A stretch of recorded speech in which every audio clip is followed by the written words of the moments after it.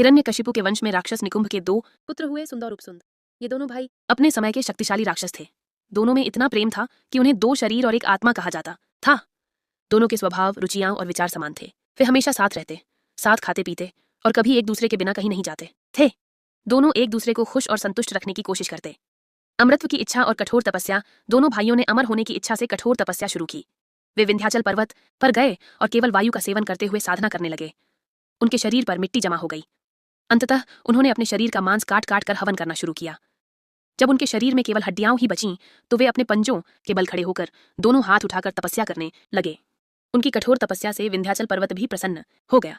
देवताओं ने कई बाधाएं डालने की कोशिश की, लेकिन कोई भी प्रलोभन, भय या छल उनकी तपस्या को रोक नहीं सका। अंत में ब्रह्मा जी उनकी तपस्या से प्रसन्न होकर प्रकट हुए। सुंद उपसुंद का वरदान। ब्रह्मा जी ने उनसे वरदान मांगने को कहा। उन्होंने कहा, हे ब्रह्मदेव, हमें मायावी शक्तियां प्राप्त हों, हम सभी शस्त्रों के ज्ञाता बने और अमर हो जाए। ब्रह्मा जी ने अमृतत्व का वरदान देने से इनकार कर दिया।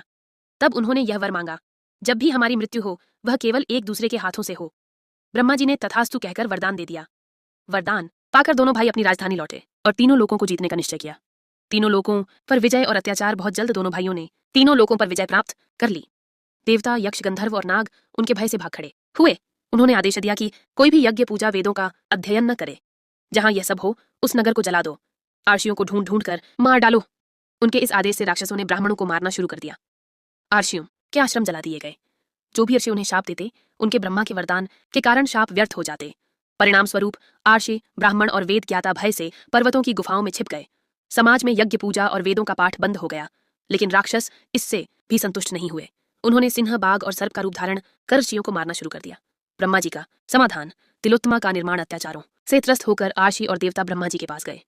ब्रह्मा जी ने विचार कर विश्वकर्मा को बुलाया और एक सुंदर स्त्री बनाने का आदेश दिया। विश्वकर्मा ने संसार की सभी सुंदर वस्तुओं के सार से एक स्त्री बनाई। उसका हर अंग बेहद आकर्षक था। ब्रह्मा जी ने उसका नाम तिलोत्तमा रखा। जब तिलोत्तमा ने ब्रह्मा जी से आदेश पूछा तो उन्होंने कहा, तुम सुंद उपसुंद को आपस में लड़ाकर उनका विनाश करो। सुंद उपसुंद का विनाश। तिलोत्तमा ब्रह्मा जी का आदेश लेकर विंध्याचल पर्वत के उद्यान में पहुंची, जहां सुंद उपसुंद अपने अनुचरों के साथ मदिरा पीकर आनंद मना रहे थे। तिलोत्तमा को देखते ही दोनों भाई उसकी ओर आकर्षित हो गए। दोनों ने एक साथ तिलोत्तमा से अपनी पत्नी बनने की प्रार्थना की। तिलोत्तमा मुस्कुराते हुए बोली, पहले तुम दोनों यह तय करो कि मैं किसकी पत्नी बनूं। तिलोत्तमा के रूप और कामदेव के प्रभाव में दोनों भाइयों का प्रेम खत्म हो गया। शराब के नशे में डूबे और काम वासना से अंधे दोनों में भयंकर लड़ाई शुरू हो गई। दोनों ने एक दूसरे पर अपनी गदा से प्रहार किया।